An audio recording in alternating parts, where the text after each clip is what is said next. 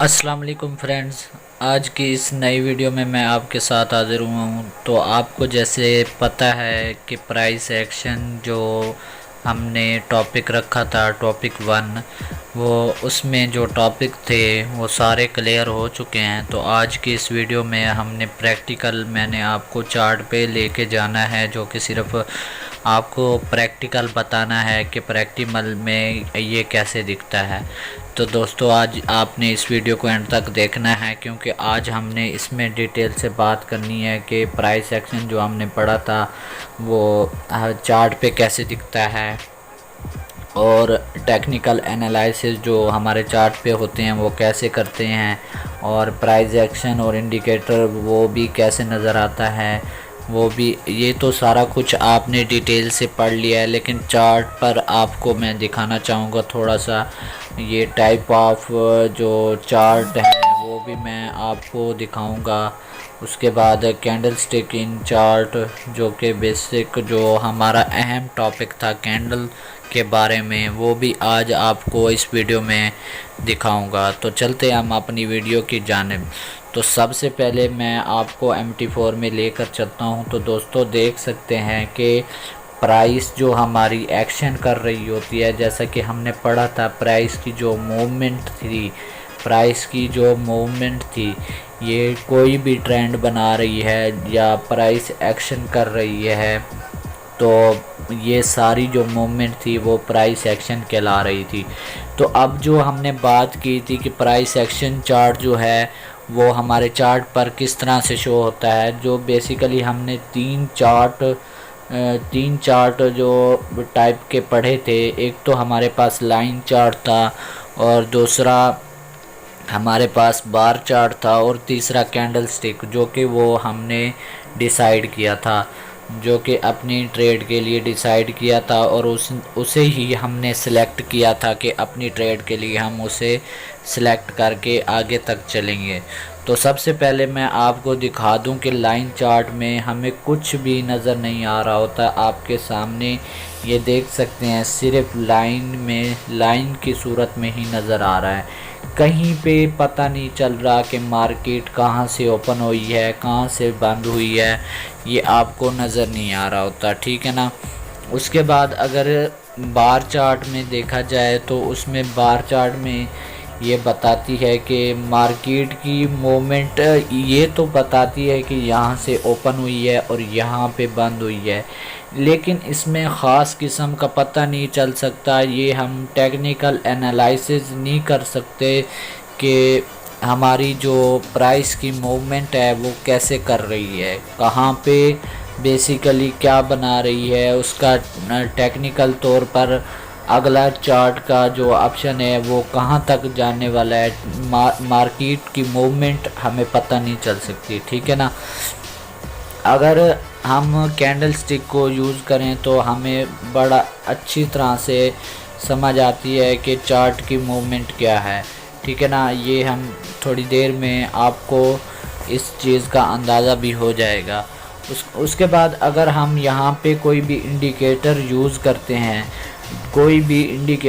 करते हैं तो उसमें हमें जो प्राइस की मूवमेंट है वो भी अच्छी तरह से मालूम नहीं हो पाती, और जो प्राइस एक्शन ट्रेडर होता है वो इन लाइनों पे, जो इंडिकेटर हम यूज़ करते हैं उन लाइनों पर वो नहीं चल रहा होता। जैसे कि मैं अगर एक दो यहाँ पे आपको इंडिकेटर यूज़ करके दिखाऊं तो देख सकते हैं, अब जो प्राइस एक्शन ट्रेडर है वो इन लाइनों को यूज़ नहीं कर रहा होता, बल्कि वो इन कैंडल्स के ज़रिए वो अपनी ट्रेड को जारी कर रहा होता है कि ये ट्रेड मेरी कहाँ तक पहुँचने वाली है, अगली मूवमेंट क्या है, या मेरी अगली मार्केट की मूवमेंट प्राइस अप जाने वाली है या डाउन जाने वाली है। तो इस तरह से अंदाज़ा लगा सकते हैं। इसीलिए हमने प्राइस एक्शन चार्ट पर सिर्फ कैंडल स्टिक चार्ट को ही अब सिलेक्ट किया, और हमने प्राइस एक्शन का कोर्स सेलेक्ट किया, ताकि हम जो प्राइस एक्शन ट्रेडर बनेंगे तो वो कैंडल स्टिक चार्ट पर बनेंगे, ठीक है ना। अब कैंडल्स जो होती हैं, जो कि मैंने आपको बताया था कि कैंडल्स बेसिकली जो है ना 16वीं सदी से शुरू होके अब तक जारी है, ठीक है ना। अब 17वीं सदी 16वीं सदी से जो शुरू है हमारी ये कैंडल्स अभी तक जारी है मार्केट में, स्टॉक मार्केटिंग में, फॉरेक्स मार्केटिंग में। तो इसका फ़ायदा क्या हो रहा है? इसका फ़ायदा ये हो रहा है कि अगर हम ये फॉरेक्स ट्रेडिंग जो हम कर रहे हैं, ठीक है ना, यहाँ से देख सकते हैं हमारी मार्केट जो है यहाँ से अप गई, डाउन गई, बुलिश के बाद बेरिश कैंडल बनाई, उसके बाद फिर बुलिश का जो मोमेंटम है वो हाई हो गया, फिर बेरिश का हो गया, फिर बुलिश का मोमेंटम ऊपर हो गया, और इस तरह फिर से बेरिश का मोमेंटम हो गया। इसी तरह मार्केट ऊपर तक बाय में गई। अब ये ट्रेंड बना के बाय की तरफ जा रही है। अब हमारा जो चार्ट पे मार्केट शो हो रही है वो अप की तरफ जा रही है। मार्केट यूं मूवमेंट कर करके कंसोलिडेट कर जाती है और उसके बाद ट्रेंड बना जाती है, ऊपर की जानिब जा रही है, ठीक है ना। ये सारी कैंडल स्टिक जो हमें ऑप्शन दे रही हैं, जो सिग्नल दे रही हैं, उसकी जानिब से हमें ये मार्केट का अंदाज़ा हो रहा है। यहाँ से देख सकते हैं मार्केट की जो मोमेंटम है वो डाउन हुआ, उसके बाद मार्केट नीचे की जानिब आ गई। अब जो अप का जो मोमेंटम है वो इतना नहीं रहा, और जो नीचे का जो बेरिश का मोमेंटम है वो ज़्यादा हो गया है, और जो बुलिश का मोमेंटम है वो कम हो गया है। बुलिश का मोमेंटम कम हुआ जिसकी वजह से अब ट्रेंड डाउन ट्रेंड में चेंज हो गया, ठीक है ना।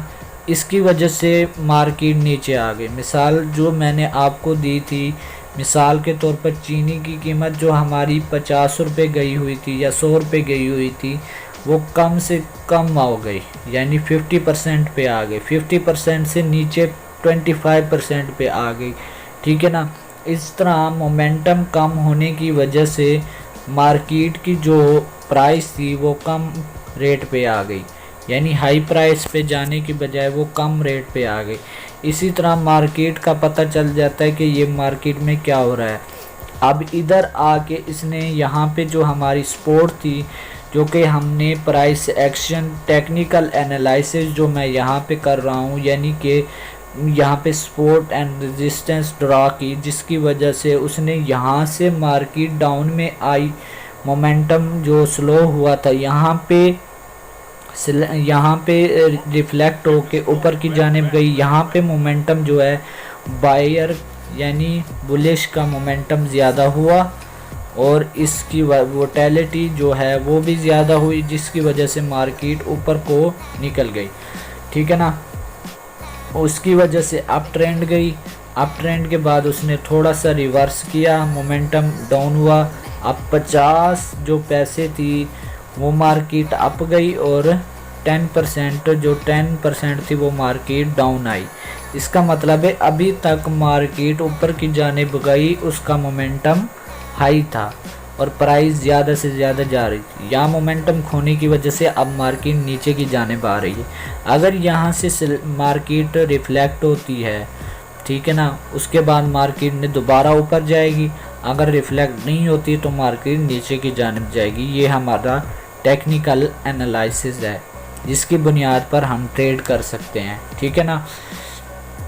अब बुलिश का मोमेंटम और बेरिश का मोमेंटम या इस तरह से भी देख सकते हैं और इस तरह से भी देख सकते हैं कि ये कैंडल है, ये बुलिश का मोमेंटम ज़्यादा है। बुलिश कैंडल बनी, यहाँ पे बुलिश कैंडल बनी, यहाँ पे बुलिश कैंडल बनी, और यहाँ पे जो मार्केट बुलिश की कैंडल छोटी बनी, तो आपको पता चल गया कि बुलिश का मोमेंटम स्लो होने वाला है, अब बेरिश कैंडल बन सकती है। तो देख सकते हैं यहाँ पे बेरिश को जो यूज़र थे सेलर थे, उन्होंने सेल पे दबाव दिया, जिसकी वजह से प्रेशर आया और बुलिश कैंडल में जाने की बजाय कैंडल बेरिश में क्लोज हो गई। उसकी वजह से 2-3 कैंडल नीचे आ गई। अब दोबारा से फिर जो बायर थे उन्होंने अपना दबाव दिया, कैंडल पे प्रेशर दिया, उसकी वजह से मोमेंटम बढ़ा और ये ऊपर तक मार्केट को ले गया, ठीक है ना। अब देखें छोटी कैंडल, उसके बाद एक और बड़ी कैंडल बनी, उसके बाद एक और बड़ी कैंडल, उससे ऊपर एक और बड़ी कैंडल बन गई, ठीक है ना। जितनी बड़ी कैंडल बनती गई उसका मोमेंटम बढ़ता गया, और जिस तरह ही मार्केट वापस क्लोज हुई तो उसका मोमेंटम कम हो गया, ठीक है ना, और मार्केट नीचे की जानिब आ गई। इस तरह से कैंडल को देख के आप अंदाज़ा लगा सकते हैं कि कैंडल पर कौन सा प्रेशर आ रहा है, कैंडल कौन सी बन रही है। अब ये देख सकते हैं बेरिश थी मार्केट, जो स्लो होने के बाद मार्केट ने जब नीचे की जानिब सेलर का दबाव हुआ, मार्केट अच्छा खासा कैंडल्स का बड़ी कैंडल्स बना के नीचे आई, ठीक है ना। इनका जो यहाँ पे मोमेंटम है वो काफ़ी हाई था सेलर का, जिसकी वजह से मार्केट नीचे आ गई, ठीक है ना। उसके बाद अब आपको ये तो पता चल गया होगा कि कैंडल्स का जो मोमेंटम होता है, वो वोलेटिलिटी होती है, वो प्राइस होती है, उसकी वजह से हम आसानी से टेक्निकल एनालिसिस को यूज़ करके अपनी मार्केट को समझ सकते हैं कि मार्केट का अब क्या करने वाली है। तो यही पहला चैप्टर था जिसमें हमने सिखाना था कि प्राइस किस तरह से मूव करती है, और प्राइस एक्शन कोर्स में सबसे ज़्यादा हमें कैंडल स्टिक को यूज़ करने का क्या फ़ायदा होगा, और कैंडल स्टिक कैसे यहाँ पे अपनी जो मार्केट है उस पर कैसे असरअंदाज हो रही है, किस तरह से मार्केट को उसने पकड़ा हुआ है, और किस तरह से मार्केट को हम समझ सकते हैं ये कैंडल स्टिक को यूज़ करके। तो कैंडल स्टिक का आपको फ़ायदा नज़र आ चुका होगा, और कैंडल स्टिक के बारे में थोड़ा बहुत तो जो कि हमने इस टॉपिक में पढ़ा था वो आपको इससे अंदाज़ा हो गया होगा कि कैंडल स्टिक को पढ़ने से आपको क्या फ़ायदा मिल सकता है। तो दोस्तों आज की वीडियो में सिर्फ आपको इतना ही बताना था। तो उम्मीद है मैंने आपको अच्छी तरह से कैंडल स्टिक के बारे में बता दिया होगा और आपको अच्छी तरह समझ लग गई होगी। और अगर आपको समझ नहीं लगी तो हमारे जो कोर्सेज़ हैं प्राइस एक्शन का, जो आपने वीडियो अभी तक नहीं देखी वो आपने जाकर पीछे देखनी है। सारी प्राइस एक्शन टॉपिक जो सारे हैं उनको मुकम्मल आपने देखना है, और हमें कमेंट्स में अपनी राय बतानी है कि आपको कोई चीज़ जो समझ ना आई हो। तो मिलते हैं अगली नेक्स्ट वीडियो में। ये आज की वीडियो सिर्फ प्रैक्टिकल थी, तो अगली वीडियो में हम आएंगे एक नए कोर्स की वीडियोस के साथ, नए चैप्टर के साथ। उसमें आपको चैप्टर में क्या क्या कवर करवाना है वो मैं आपको जल्दी बताऊंगा। कल से आपको नए टॉपिक के साथ शुरू करेंगे।